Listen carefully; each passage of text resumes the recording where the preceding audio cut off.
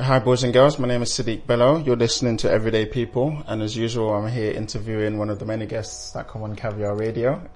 Recently you might have heard one of her albums or singles that came onto Caviar Radio. I'm here with an artist called Otilia, and we are going to talk about how she got into the music and what influences her to carry on writing, I guess. Okay, are we set? Otilia, you okay? Hi. Hi, how are you doing? You alright? I'm good, I'm amazing. Thank you for having me. Excellent, lovely to meet you. So, the first question I want to ask actually is, tell me a little bit about yourself, just like Otilia. How are you? Who you from? I mean, where you're from, who you are, and so forth. So my name is Otilia Russo. People know me. I go after Otilia. Okay. I'm 20 at the minute. Yeah. I'm from Moldova originally. Okay. Many people don't really know Moldova, like where is that? Right. I often explain it by, well, it's in between Ukraine and Romania, so it's an easy sense to understand it where it is, like geographically. Right. Yeah, because I always think of it as, like, when you just said Moldova, I thought Moldova was like a city inside Romania until you just explained it like that. No, quite a small country, yeah. Okay. Quite a small country. I've been doing music since very small. I'm passionate about music. Mm-hmm. I recently moved to London. I turned 4 years already. Oh wow! A few days ago. Okay. Happy Londonversary. Yay! I guess. Thank you very much. That's all right. And I've been here for quite some time now, and I've been actively producing, making music, making whatever makes me happy. Yeah, makes sense. So I want to go back to a minute ago. So you said you've been in London now for 4 years. Were you making music, I guess, even when you were in Moldova before coming over to London? Yeah, so, well, I was quite young before having traveled here. So I moved here by myself with my twin sister, Bianca, at 16. And we both have started actually music together since kindergarten. Yeah. We've been singing together as a duet. Right. We did participate to the choir, the school's choir. So right, that's usually how it starts. Yeah. Yeah. Okay. Yeah, totally different genre. Yeah, I can imagine. No, but it does contribute a lot to like straightening out those notes, you know. Yeah. Is it a different, if you don't mind me asking, is it a different type of singing, if that makes sense? So like, I don't know if like so I was going to say Romanian music, like Moldovan. Yeah, Moldovan. Yeah. Okay, so like Moldovan music, is it a different type of singing in the sense that how you get, you know, like jazz singing or R&B or gospel or whatnot? Is Moldova, or like classical, is Moldova, I don't know, do you have to do different things with your throat or no, really riffs? No, so I mean, if you refer particularly to the choir, because we were singing more like religious stuff. It's so nothing too pop or, you know, anything like that. Okay. But it has, I mean, it's been the most important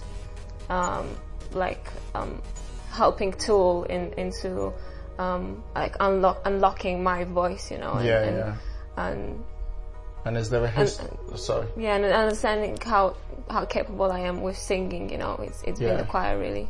Yeah, because what I wanted to ask, when you've just said it's been really helpful with your voice, is there like a history of music, like in your family in general? I don't know, did it come from, because it has to come from somewhere. I'm thinking, you said, okay, you moved here when you were, you started making music from kindergarten, you came here when you were 16, you'd made music even back in Moldova. So I'm thinking it was something that was almost groomed into you. Was it, is there like, I don't know, aunties, uncles, mum, dad, like, are they all musicians in the family? Yeah, well, my dad used to be a musician when he was young.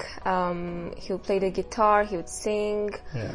I'm not sure about the piano. I'm not sure if he plays the piano. I should know that probably. But I do know he plays guitar. My mom as well, more with dancing, but singing as well. I've heard her a couple of times at home. So she's a good singer. Yeah. But we have a third sister, so it's me, my twin, and our older sister Lavinia. So she was the first to bring music in the family at like a more serious level. So having watched her perform often as kids, she has always been a great example when it comes to vocals and performing and displaying like a proper artistic figure. And so I myself had a lot to learn from her, and even now she's very important. She's a great supporter. Okay, nice. That's very cool. As for your, you also said obviously you got a twin, so I know the older sister sings. Sorry, what was her name? The older sister? Lavinia. Lavinia. So you said Lavinia sings, you sing, and then you have a twin as well. Did your twin also sing? Yes. So as I mentioned earlier, we started off as a duet. So we would often participate to contests and concerts back in Moldova. Yeah, and that went quite well, to be honest. Because we connect very well vocally. And we harmonize. That's our thing. We harmonize. I'm on the high notes, she's on the lower notes. And we've always formed this special, this special sound. Together. I mean, I guess you're twins, so is it that, does your voice sound, do you think your voice sounds similar? I mean, you're going to say no, most probably, because most twins don't know that they sound or they look alike or not, but do you think your voice sounds the same, or was it just mainly it complements each other because of its differences? It's definitely complementing each other. No, definitely complementing each other, because if I'm hitting the higher notes and I have a softer and brighter timbre. How do you pronounce that? Timbre. Timber? Timber. Whatever. Wait, I'm thinking timber like tree falling. I'm thinking Timberlake. Okay, cool. Anyway, whatever that is. I think you have a timber. I think it's timber, because the thing is, because I'm not a singer, so I wouldn't know, right? But I should know. Yeah, you should know. You're the singer, like we have to do. But it's cool. No worries. Let's say timber for now. Right. So you have a bright timber. And she has a dark timber. Is that darker, a more. I wouldn't say vulgar. It's more. It presses more. Or like harsh. Like you know how some people have husky voices. So like yours might be like, ta-la, and hers might be like. Not like, but like a bit husky. I don't know. And then maybe they work well together. Together, then you sound like one instrument. Okay. That's it. Really. Okay. And we, we used to do that quite often back in our country. And then when we came here, we kind of went separate ways a bit, because we are twins, but personality-wise, we're very, very different. And we've been told so by many people that have befriended us. So she is more into numbers, business, money. She really has this mind for logistics, statistics, whatever, anything involves maths. She's on it. And I'm more arts. So completely different, just like the contrast between our timbres. This is gonna hunt us for the rest of the podcast. I know. Do you know what? After this, I'm gonna start calling friends of mine and be like, "Yo, do you know what timber is?" Because I've never had it. Timberlake. Yeah, Timberlake. Cool. So so you're saying, right? So you're both very different, but you're like that. I think of it as like two different sides of the same coin, effectively, because you're both. It would seem creative, or you both started. Singing. It's just she took maybe the more business or the analytical route, and you're like creative and artist. And do you do other creative mediums apart from singing? Like, do you dance? Do you paint? Do you take photos? Do you draw? Is there anything else? Oh, I wish I could dance. I really wish. I think. That would be a nice condiment in this whole musical sauce that's going on. But that's the kind of artist you want to be. Maybe you want to be like Timberlake and and you're dancing. No, unfortunately not dancing. Maybe I don't know yet. I haven't tried it. No, I haven't tested it. Do you draw? I used to paint when I was small, but I think every kid has this phase, of drawing, and paint and stuff. Yeah. But I didn't take that route seriously. Music was what hit home. Music definitely. I mean, I started off as a vlogger actually. So I had a YouTube channel when I was I opened it when I was 12. Is it still active? Are we allowed to swear? Yeah. Great. Is it still active? No, obviously not. No, everything's on private. Thank God. Okay, cool. And what were you vlogging about? Well, the DIY videos, right. Different challenges, whatever was catchy at the time, when YouTube used to be like on point. And it was a thing. Okay. Yeah, so it's crazy to me, the contrast between myself then versus now, because, being in front of the camera every day and just speaking, like, deliberately, and having to put out this vibrant personality, it's quite like the job. but I feel like at 12 years old, like that comes natural, because you're still a child, so you have that somehow. True. You have that in you still. So why am I saying that it was quite the contrast? Is because after, like, once I decided to shut it down, and I had to come here, and I got busy with, being here, and slowly started to understand how music, like, worked production-wise, and taking anything more serious, I kind of shut down, really, and I became more isolated, but in a good sense, really. Yeah, and I'm more focused, I guess, on what you're doing or why you're doing it, as opposed to... Yes. Okay. And it's I'm laughing at it sometimes because I cannot believe I had that personality, Yeah. Because on the contrary, I would definitely say like I'm more introverted, more. Yeah, you give me that vibe, to be honest. You give me a very introverted, like, oh, I just want to like chill. Whereas when you talk about your twin, I feel like she's like fierce. I'm assuming. Yeah. Do you know what I mean? Because you give me very because you give me very chilled, like, oh yeah, so like, I'm from Moldova, I sang etc. I'm like, cool. Whereas I feel like if it was your twin that was sitting there and having this conversation, like, or whatnot, and you're both opposite sides of the same coin in that sense. Yeah, she's very vibrant. Very vibrant. Yeah. I imagine. One day, maybe, you never know, I might be sitting there and being like, yo, I spoke to your sister. What's the word? So a minute ago when we were talking about Moldova, something I always wanted to ask, because I said to you, I actually thought Moldova was like a city, like in Romania, but I'm just finding out it's not. You're saying it's a country separate to its own. So does Moldova have its own language, or is it that it's... No, so it's not It's not Romanian. I don't want to offend like any Moldovans out there, but so you don't speak Romanian at all. So I do speak Romanian. So our national language is Romanian. Okay. So there's no like original. There isn't a language like called Moldovan. No. Okay, you speak Romanian. Do you speak any Ukrainian? No, not really. No. Well, I should be able to speak Russian, really, because I mean our dialect is mixed with Russian a bit. So so that's why it's not like it doesn't come across as like pure Romanian in terms of sound. Our dialect is quite mixed, Okay.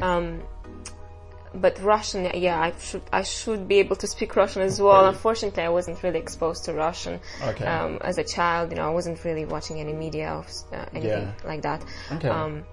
But I never made the connection. I never knew that there was that connection between Moldova, or like people being able to speak Russian, even being in Moldova. I always just get in my mind the whole time, even while growing up. I just always thought, this is like a city in Romania, but it actually makes sense. It's a separate country on its own. You have your own, your own government, your own like laws, or your own people, or so forth. It was never like split from. We were part of Soviet Union. So that's how that makes sense now. Okay, so I don't really know the history too much. So I'm relying on you for a lot of these answers. So you're part of the Soviet Union, and then when the Soviet Union split and ended, it then became independent to itself. Okay, that's politics. Where's my sister? Yeah, right. There we go. So your sister would know this part. She's very like serious and focused. Okay, I do want to get into the music, but before I do, what I want to ask is, if you weren't doing the music, is there anything else that you think you would be doing, or any other interests that you have? Yes. Yeah. And what would that be? Definitely. So before dropping the EP, I was actively putting out content, and it was, it still is, videography / photography, and I've worked for many years alongside my dear friend Julie Roscovan, who's just Julie in the room, of course. We both share this passion for like art and expressing creatively, and we've made a great team so far, and we continue to do so. She's very supportive with my music and everything that has to do with what I do, and honestly, like, it's one of the most important people in my life. Julie. Of course, you do. Like, you need it, and that's so good to have, to be honest, because like I think a lot of people who aren't creatives and who aren't artists don't realize how much work it actually takes to create the art, but then also perfect it and make it like look great, or whether it's a video or a song or like music or DJing or drawing or whatever it is. Like, even back like in school, there was always a lot of focus on like math, science and English, and then when it came to like drama, arts, dance, unless you were in like a specialist school that was for those things, it was always looked at as like, oh well, this is just like a hobby, and like eventually one day you'll get like a real job or whatnot. So I think it's important to have someone like that on your side, and you should be grateful, like you said, thankful to have like Julie being able to do that for you. So that's dope. Yeah, we're still trying to continue to implement videography and photography into what we're doing now. So we're in a phase where we're trying to merge both. Just to kind of express the message of art more, authentically, really. That makes sense. It was never a plan for me to like, if I'm on music right now, I'm gonna totally abandon whatever I was doing beforehand, because it's still part of me, you know. And it's just whatever I was doing beforehand, it's just as beautiful as what I'm doing now. And the end goal really is to be busy with different things and put them all together and do something beautiful generally, rather than have to split myself into prioritize. And to try to prioritize whatever brings best success to me, you know. That makes it. Because your work, to be honest with you, your work is actually, even when I was looking at it, so for those who might not know, basically we put Otilia's track, Your Mine, it was Your Mine, and there was a second one, I've forgotten the name of it. Past Nine? And Past Nine, so we put some of those songs on the EP, and what I was really impressed with was not just the music. The music is dope, by the way, I should tell you that. It's really good. Like, it's actually genuinely good. Like, cause you know, sometimes you meet friends and people will say to you like, oh, I'm a singer or I'm a rapper. And it's like, oh, okay-ish. Whereas your stuff is actually like, seriously, it's actually amazing. And people who I've spoken to who have seen on either on the playlist or they've come on the Instagram one, or even they've listened, they'll be like, yo, this is like a really professional sounding song. But it's not just the music with you, even the video, the pictures, the content, like the text, the way you write it and how it's even structured on your Instagram, it's all very professionally done, and it looks very creative. So I think you should, I mean, credit to you for doing that, because most people don't focus on that. Most people are just like, oh, I want to be Beyonce or whoever. And then that's it. They don't think about the rest of the package or the amount of work that it takes, or the training or whatever it might be. Which then leads me to my next question. Have you had any vocal training, or is it just something that you do yourself and you naturally, I don't know, sing every day to get better? It started off by trying to mimic my older sister, you know, in the house, you know, she would sing, you know. She goes la, and I go la, you know. That's it. So just the fact that you can do that on the spot, that's amazing. I can't do that. that was not my most perfect shot, to be honest.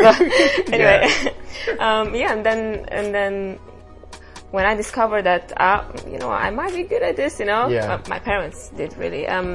That's when they placed us into had to do it into a group at school where you go to the choir,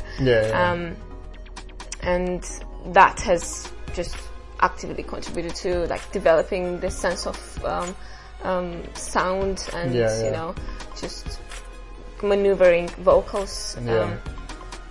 And afterwards, not really, you know, for me, my sister, it was always like natural. That's the thing about it. It comes just natural for us. We just, I'm gonna say the third time, we just naturally like you just gel, you just mix, when we sing, I just hear where my place needs to be, and she hears her place immediately as well. But and that's it just works out. Yeah, but that's the talent. Like you say it like, oh, everyone knows this. Like, oh yeah, we just hear each other and it just works. But it does. Like if me and Judy try to sing right now, it's not gonna sound like that. Like, do you know what I mean? So it's very good that you like. I can see that it's natural even the way you speak about it, because you talk about it in the same way that, so when people ask me about DJing, for instance, and they're like, oh, how do you do this?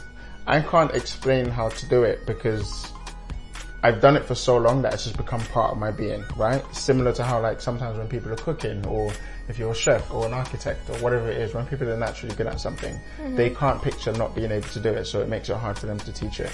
And that's what I mean by saying the authenticness almost oozes out of you, because even the things that you're explaining, I'm listening, and I think I'm quite like musically minded, and I'm listening to the things that you're saying, but I have to like train to be able to hear that. So for instance, like I play piano and I was self-taught, but it's like I would practice over and over and whatnot and then get better. But the way that you're explaining about singing, especially with your sister, is like you hear what she's doing and you just say, oh yeah, I know where my voice needs to be. Like that's like mind-boggling. Like, do you know what I mean? It's almost like you don't. I'm sure you know, I'm sure you know that it's not like an easy thing to do. Like you make it look easy because you're naturally gifted at it, but it's not. Not everyone can do it. Do you see what I mean?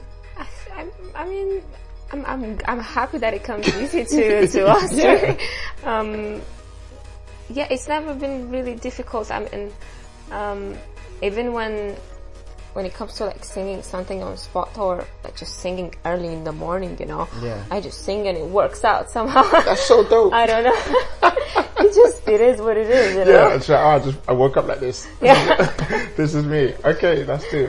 But obviously, like, if you want to perfect vocals, and like, obviously, when it comes to performing on stages and performing at a greater level of artistism, and then that would require like a training, would require to have a person to assist you into, you know, having your vocals strong and well prepared for such instances, you know. But for the minute, I'm happy to experiment by myself with my vocals, and it's really fun to unfold my potential that way, you know, doing it by myself, just like it is with producing as well. By doing it by myself, I don't really like to follow tutorials. That's the next thing I was going to ask you, actually, if you play any instruments at all. In fact, I don't. Okay. Unfortunately, I don't. Well, I play by ear, really. Like if it is piano, if I need to add something into a production, I just play by ear and try to hit the right notes, because I hear it. I hear it in my head, and I kind of somehow get it eventually. You're musically like minded, so you would hear the note, and I guess you would be like, cool, this is what I hear, and I want to put this on paper.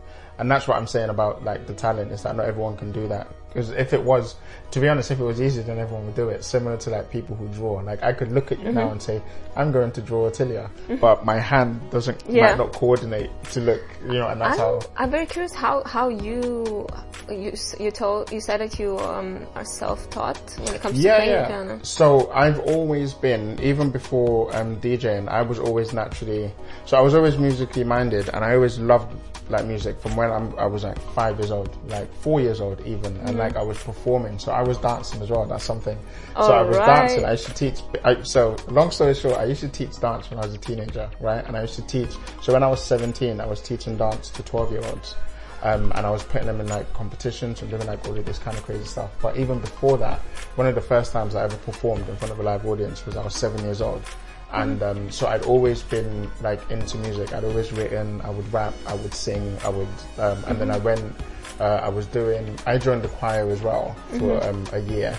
And so what would happen was, considering I wanted to make this music, it was around the time when like production became big, and it was like you can now get, you know, Fruity Loops on your computer, or you could get Cubase and you get Logic Pro and GarageBand and all these things. So I started making beats initially, and then from making beats, obviously I bought a MIDI keyboard, and then I could listen to something and then play that thing. But same with you, I wouldn't really watch, like looking at a tutorial wouldn't do anything for me, because I was like, I want to learn it my way. And I preferred that because then it meant I could play around with it and mess around with the music however I wanted. So I knew if I wanted to make this, you know, an arpeggio, or make this louder, or have a bass line, or whatever it was. So it was that. But when people ask me about, for instance, some people would be like, oh, so what grade are you in piano? I have no idea, because I never had a teacher. I don't know if I am grade 1, I don't know if I'm grade 2, I don't know if I'm grade 3, I don't know if I'm grade 4. That's cool. That's alright, by the way. What's it called? I don't know if I'm grade 1, grade 2, grade 3, grade 4, grade 8. Like, I have no idea at all. And so, for me, when, like, any song that you give me now, if I can, if I listen to it like a few times, I'll be able to play it. Obviously, I'll just do like one note at a time, but eventually, after like 3 days, I'll pick it up where I can play it on the piano. But that came from production, I can imagine playing the piano must be such a complicated job. Genuine. You would think so. I also tried to learn guitar, but I got scared, right? Because, so I had a guitar, and I don't know if you actually be able to see it, but, or maybe it's gone, or maybe it's here. Can you see? You should know. Yeah, I know, I should. Can you see this line? Yeah. Yeah, right. So I was playing guitar, my guitar string snapped and it hit me. And ever since then, I just stayed away from guitar. It's not meant to be. It's not for me. So I went back to piano. And then after piano, initially what happened was I was making my own beats, and I was like, okay, how can I give this to people to play? And there wasn't like an entry level, you know, like radio or like some record label that I could send it to or whatnot. So then that's how I started DJing, because I was like, well, hey, I could just DJ the stuff that I make. And then that's how I got into that. And then after like a couple of years, I'd say, I could still dabble on piano a little bit, but the music production just went out the window for me. And I was like, I want to DJ. And then the DJing led to, I actually want to get to speak to artists. So then I moved from, I still DJ on the club every now and again. Or I do gigs if it's either worth the time, worth the people, the community, or the money. But my main focus was always, I'm going to transition into radio, because I love people, I love community, I love talking to people, I love like meeting people and then asking them about themselves, because I feel like that helps me understand life a bit more, to see other people's perspective on things. You know what I mean? So I'd always been like, okay, cool, I'm going to end up in radio, whether I'm like 40, 50, 60, 70, 80, 90, if I live to 100. I will always be either on, if I'm not on radio, if I'm not on TV or whatever it is, even just face to face, I will always sit there and have conversations with people like this. That's so beautiful. You know? He's doing such a beautiful thing, honestly. No, thank you. It just, you're the messenger, you're spreading the word. Because it's really like fun. It's like, that's how you pick up, I think that's how you find out things about life. Like because everyone is in their head all the time. So like, I can't be in your head. I can only be in Sadiq's head. That's all I know. Everything that I see, I'm perceiving in my own way. Like, look, there's that candle. Oh, it's hot. Oh, look, that sound. Oh, this and that. I will never ever live outside of my own head. And so some people think, like life is about maybe working up to a career where you're like on top of some mountain and you're a king. I don't know. Cool. Or you have a lot of money. And some people think it's about acquiring stuff. So people will buy things. Oh, I need to buy this house. I need to buy this car. I need to da-da-da.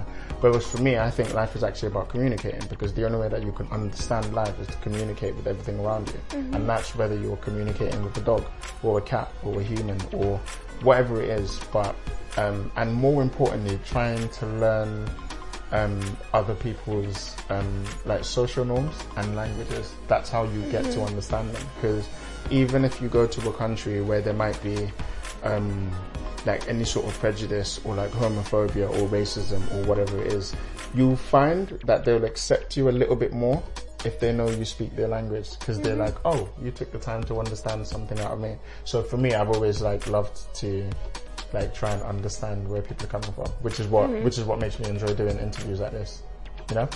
That's sweet. That's dope. Amazing. Mad. So I want to go talk more about you, because we've talked about the music, what got you into the music, where you came from, how you grew up, you and your sister, and so forth. But now I want to get into Otilia as like the person, right? So yeah. It's just gonna be like, wow, why are we doing this? Right. So if you talk about Otilia, like the person. Yes. First question I'm going to ask, obviously, which is very simple. My zodiac sign. Your zodiac. I was actually going to say. I'm not into I was actually going to say your color, but do you actually know your zodiac sign? I'm a Capricorn. Oh, are you? Yeah. Okay, I'm an Aquarius. I mean, what do you know? So I don't really know much about it, because I never focus on one thing and think this is it. This is the answer to all life.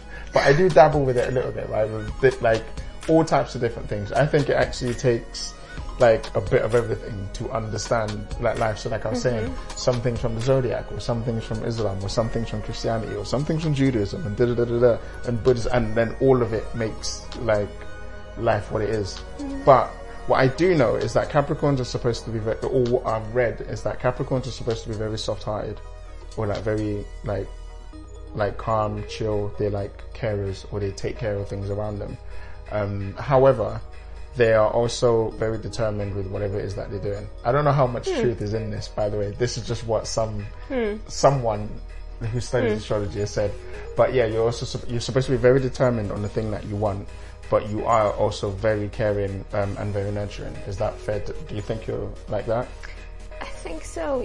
I mean, definitely. You know, this is one of those questions, you know, when you're in class and you have to introduce yourself to everybody and tell me 3 things that make you special. And you're like, what do I say? Yeah. You know?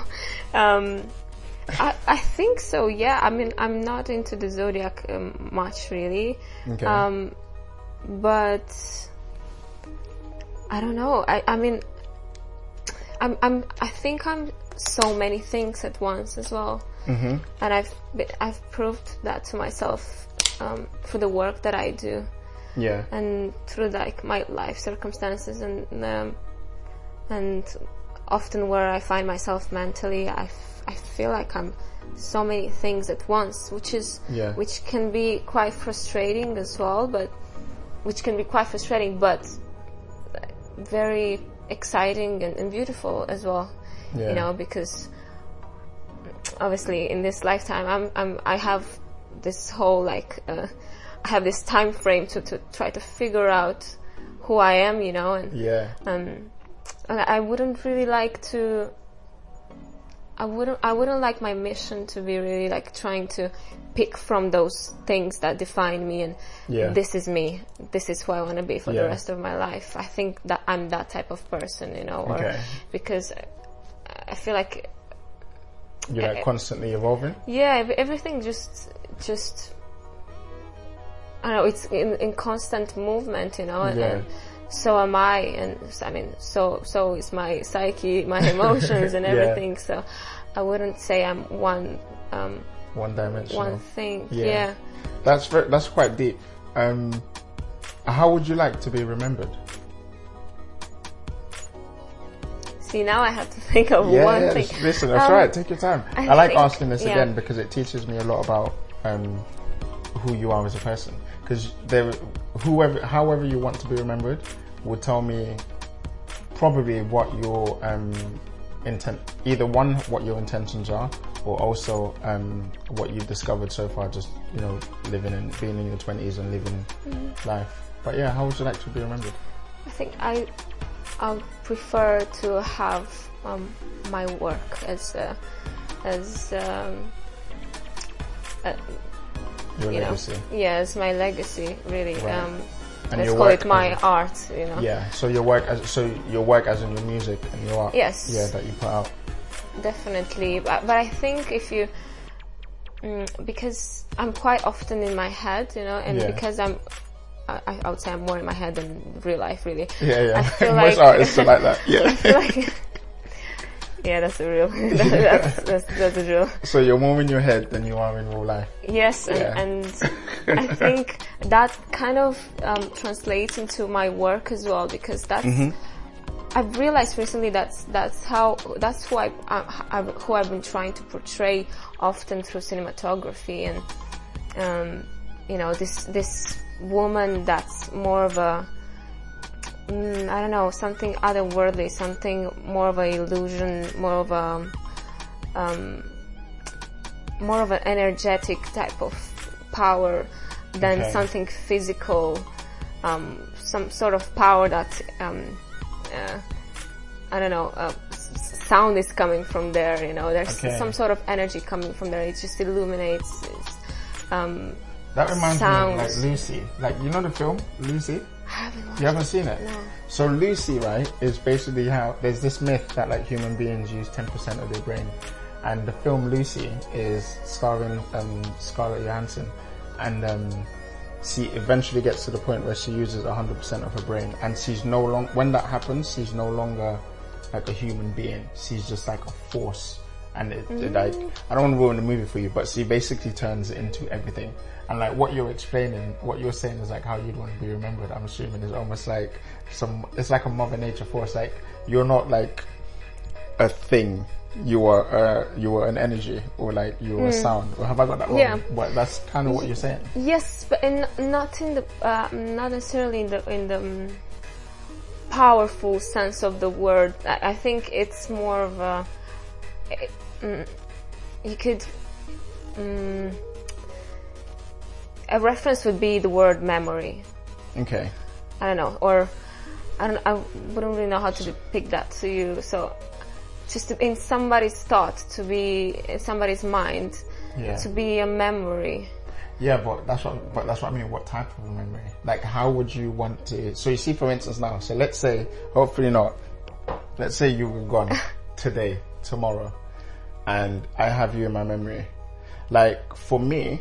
Because this is the most, I mean, I've seen you, we've met before and whatnot, and I've listened to your music, but because this is the most that we have spoken for, sat down in like a concentrated piece of time, my memory would be like of this. I'd be like, you seem very, to me anyway, like obviously people who probably know you more might give a different answer, but to me you seem very selfless, and I feel like that's a good thing. Like you don't seem like you necessarily want to take control of anything. Like I feel like there's two types of people basically in the earth. I think there are those who think about other people and those who think about themselves, and the vibe that I get from you is that you think about other people. And to be honest, in astrology, that's what Capricorns are like. That's what I meant by saying you're very like chill, because one of the things I noticed that you just mentioned, which I asked a lot of people this question and no one has said it, no one has answered the way that you just answered, but you said not in a powerful form. And typically human beings are actually obsessed with power. That's why the world is in the state that it's in now. Everybody wants to take control, but you were like, no, I don't really want. It's almost like you don't want to be remembered, but you want to make people feel good. I don't know. Yes. Yeah. So it has to do more with the sentiment really than. Yeah. That's so dope. Yeah, I think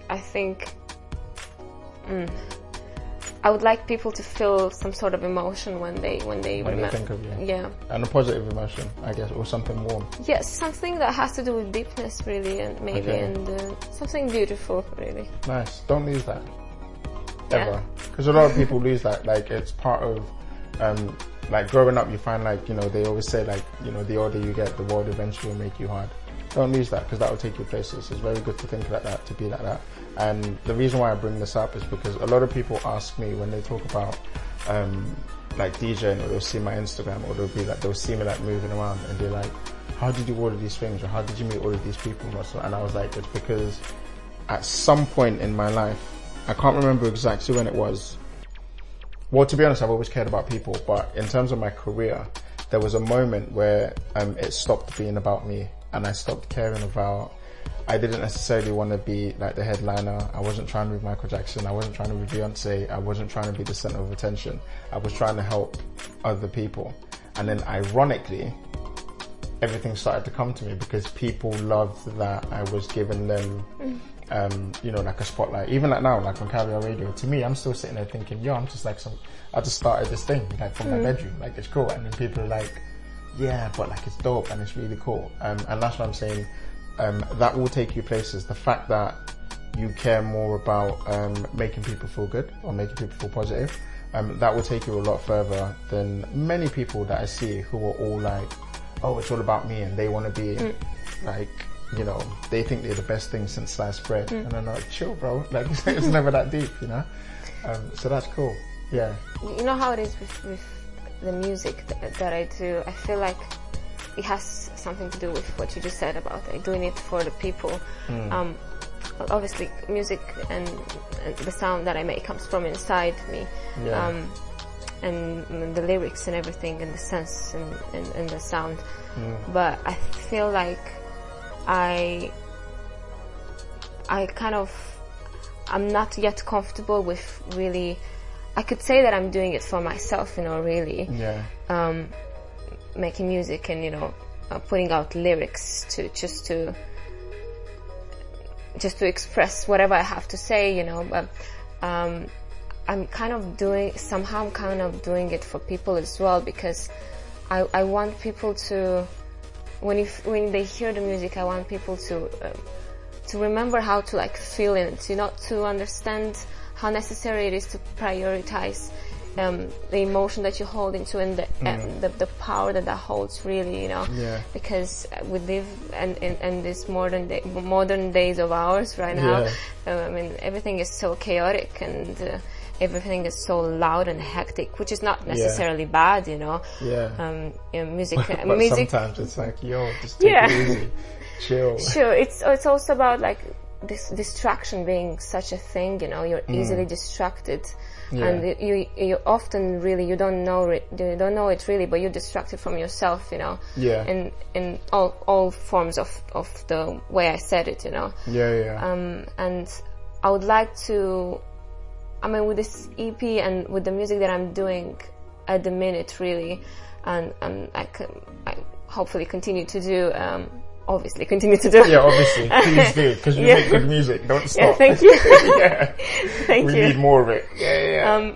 Hopefully, I kind of help people with that. Maybe, you know, I'm able to communicate that maybe through sound, or to remind them to close their eyes, maybe, and just you know, just feel it. Go on an inner journey. You know, I don't know, because that's so dope. Because I don't think you could say that really about this EP, because it's quite upbeat. Like, it starts quite upbeat, and then it goes into. This is the Past 9 you're talking about. Yeah. Yes. So there was one of the songs that was actually on Past 9 was quite chill, was quite slow. I think the other ones were very like poppy, or they were like dancey poppy music, I think.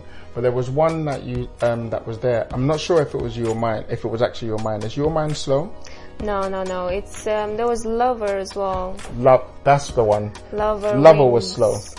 Yeah. Yeah. Okay. I really love Lover, because it was like. Thank you. I was like, yeah, this is mellow. This is cool. Like I had like, obviously I didn't want to. I didn't tell you this at the time when you sent it, but even before, so when people put it on, when I put it on Caviar Radio, I actually have like a copy of it, or like at least I have like Spotify link or whatnot, and I listened to it on repeat like a few times when I was playing. Like, I was like, this is a dope song, because a lot of people do ask, like, you know, I'll get emails and they'll be like, oh, you know, I just made this new song, or I just did this mix and whatnot. And with DJs, I'm a bit more lenient, because I love DJing and find out. So I'm like, yeah, cool, send me the stuff, I'll put it on, whatnot.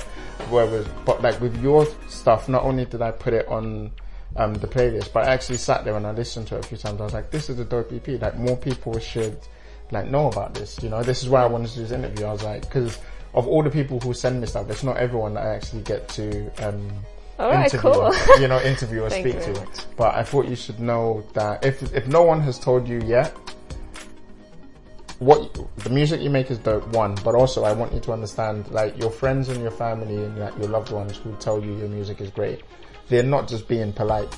It actually is great, because I have no reason to like lie to you and say, oh yeah, it's dope. I don't care, but it is really good. It's like, you should know that, you know.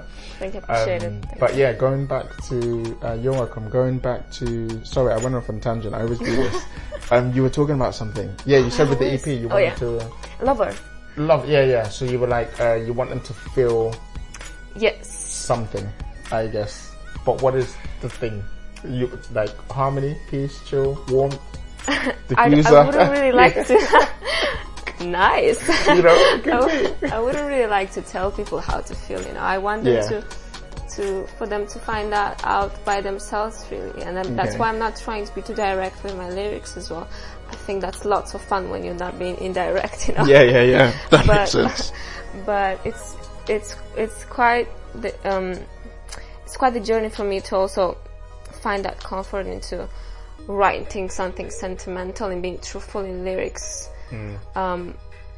Because I'm so preoccupied with upbeat projects, you know, and I really love that, but also I understand the value of something that's more melancholic and when you take, you know, when you have that one song that allows you to express yourself in that sense of, you know, deepness, you know, and I've been looking for that really, and having made Lover has offered me the chance to, you know, speak a bit, you know, and Wings as well. I think they have the same, like a similar drama really unfolding. So I think I'm gonna continue to put up songs like that, like in a slower pace, really. Because I feel like I belong there somehow. It reminds me of have you come across Banks, like the singer Banks? No. If I hear something. So there was, Banks is like, she's like another artist, and she made an EP. This is years ago. She made this EP like 10, maybe even 15 years ago. But a lot of your stuff is similar to it. I find anyway. And for those who are listening who would know of Banks, you'll understand what I mean when you go and listen to like Otilia on Spotify and Apple Music. And what were the other places that's available, by the way? Because I know I got it through like a Spotify link and Apple Music link. There's Deezer as well. Is on there? Okay. Is it on Amazon Music?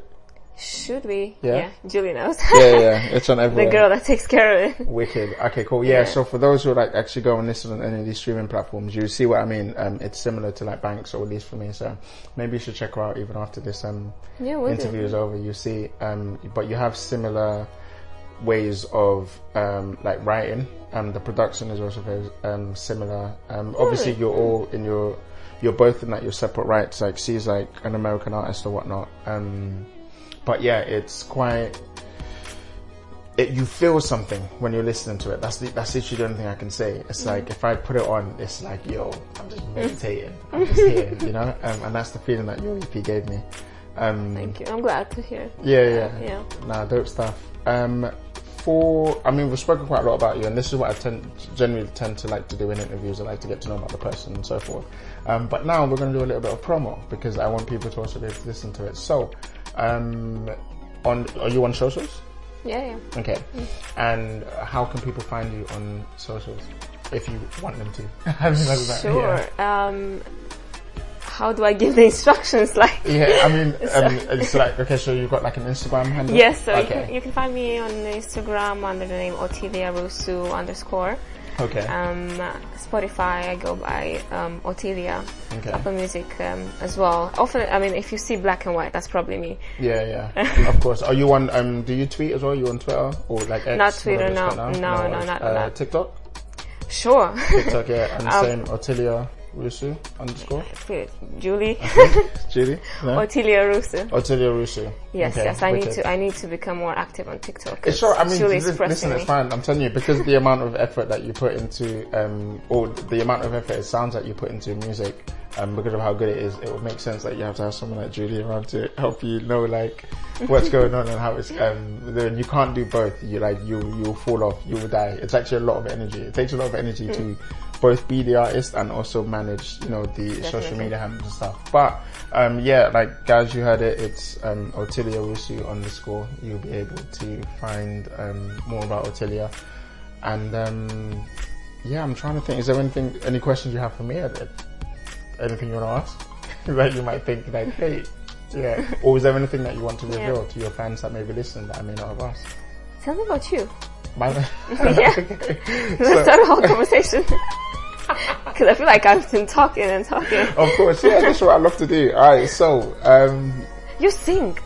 I did. No, so I'm not Please you. do. No, I'm not you. So I used you to mentioned sing. the artist. You mentioned the Yeah, artist. so I used to, right, so I used to sing, but this is time ago, this is ages ago, and I'm not even like a singer. I just, like, I can hold a tune, but I'm not like a musician, if that makes sense. Well, actually, no, tell a lie, I am a musician, but I'm not a singer type of musician. I'm more of play and mix and do everything. But yeah, so I used to sing. I was in a choir for 3 years. And we performed, we did shows in, like, it was called, Volume Voices, and we were based in Camden, and we all over the borough, we did shows. We did shows in Camden Market, we did shows in Kilburn. At the time, I did it from 17 to 21, and now I'm in my 30s. So that's what I mean, it was a while ago. And so it was like, we did competitions, we traveled, we did like shows, we did talent shows, we did stuff in like the market, we did stuff for Roundhouse. Like, it was all around. I was really like, I was like a singer. And then I was like, oh, you know, I'm kind of done with this. And then before that, obviously, I was teaching dance, and it was the same thing with dance. I used to perform in shows. I won like many talent shows. I would perform, and then I got into the teaching like 12-year-olds and 13-year-olds, and then I got them into shows and got them to I would like choreograph routines and all that stuff. There are YouTube videos. Funny enough, there is one video that I know is on YouTube still. It's like, it's something ridiculous, like Sadiq QK talent show Michael Jackson, something like that. And it's like, it's a full on, like, the camera quality is terrible because of the phones back then. That's the coolest thing about it. Yeah, but it was like, yeah, it was like, I did a whole show. I danced like a whole Michael Jackson song, and I won the talent show. Like, you won it? I won it, yeah. I'm like, you know, like, I never talk about this enough. Like, I never talk about it a lot, actually. I don't talk about it to anyone, but I'm actually a really good dancer. I just never talk about it. If you say that, if you really have the confidence to say that, I trust you, man. Yeah, I just never talk. The reason why I never talk about it is like, because for me, like I was saying, it's never about me. So see, like, all of these things, whether it's Caviar Radio, so, like, it's really not about me.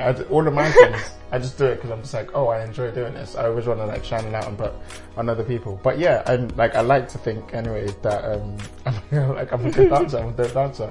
So I won the competition. You have trophies?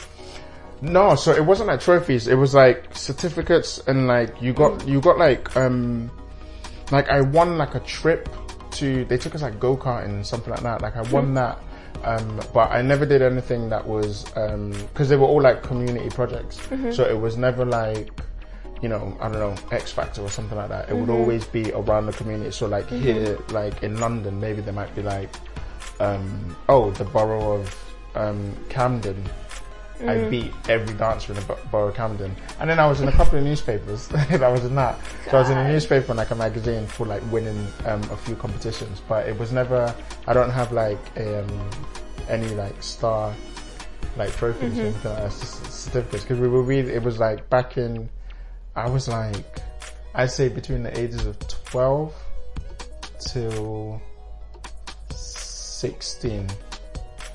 Yeah, all I was doing was, in fact, a lot of the people that I know, it's through that, like, I've grown up with these people where we were just on the circuit. So it'd be like, oh yeah, you're that dancer from like, you know, Queen's Park. What were you dancing? What style? Street jazz and break.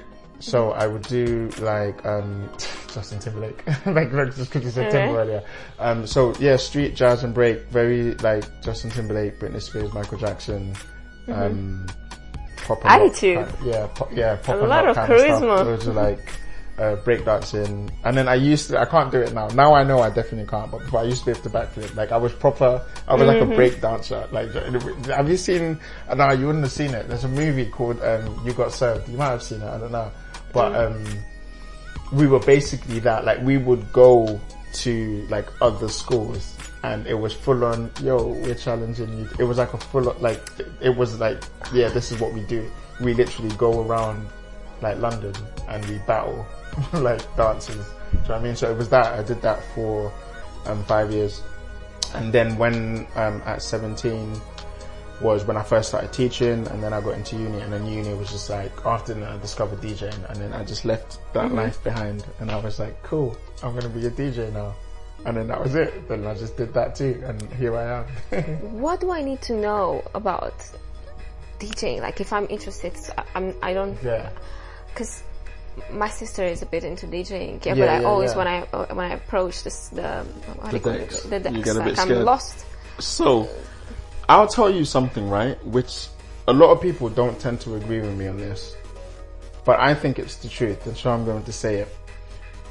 You could learn how to DJ in a week. Everything else is just practice.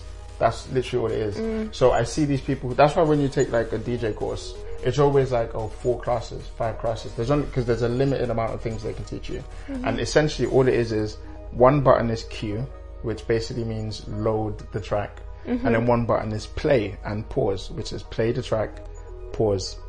Yeah. And then you have 2 turntables. Turning it this way makes it faster. Turning it that way makes it slower. That's it. That is DJing in a nutshell. That's everything. But the thing that makes great DJs, and why sometimes someone might listen to me DJ and I might DJ differently to someone just started, is because I have mastered those buttons so well that I could do it with my eyes closed. I could do it backwards. I could do it in my sleep. Like, because it's just 4 things, and you just find in creative ways to do 4 things. Because when you think about it, all you're doing is mixing one song to another song. That's what it is. It's not. And if you really want to get technical, then people will have 4 decks, and then you're mixing maybe the bass line of this song into the treble of this song, into the hi-hats of this song, into the but that's because you're still doing 4 things. You just practice it so much that you could just do whatever you want with it. Do you know what I mean? And everything is driven by the same rhythm according to the BPM, right? That's it. That's what it is. There's a BPM and you just follow it. And for me, when I first started DJing, I was lucky enough, I started on turntables, and so I can mix by ear. And sometimes that confuses people, because like now people try and DJ, they get used to seeing 130 BPM, right? So on this I've got to put 130 BPM. But by ear, I can hear when the beat is going to go, when it's going to go out of beat. And so by listening to that, I can slow it down or I can bring it faster.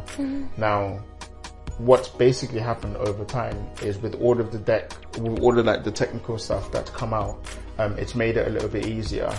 And so someone like me who learned before that, and then now being able to use this and considering this is doing half of the work for me, then it only makes me even better, because now I can spend more time finding creative ways to mix that for that 1 into 2. But literally, that's what it is. It takes like, all you have to learn is the buttons. It's kind of like how, like now not many people can play instruments, but they're wicked producers.